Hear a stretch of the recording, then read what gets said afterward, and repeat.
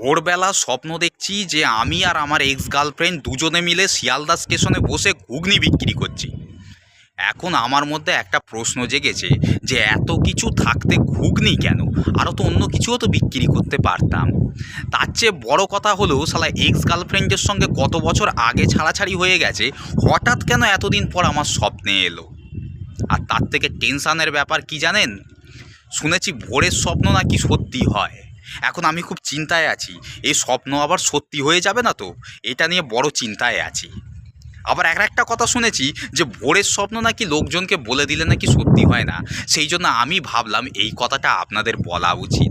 আপনাদের বলে দিলে যদি সত্যি যদি না হয়, সেই জন্য আমি এই গল্পটা আপনাদেরকে বলে দিলাম। এখন আপনারাই বিচার করুন এবং আপনারাই বলুন যে এই যে স্বপ্নটা দেখেছি, আমি আর আমার এক্স গার্লফ্রেন্ড ভোরবেলা স্বপ্ন দেখছি আমি আর আমার এক্স গার্লফ্রেন্ড দুজনে মিলে শিয়ালদা স্টেশনে বসে যে ঘুগনি বিক্রি করছি, এটা কি সত্যি হবে? ইয়েস অর নো, সেটা একটু কমেন্টস করে জানান বন্ধুগণ।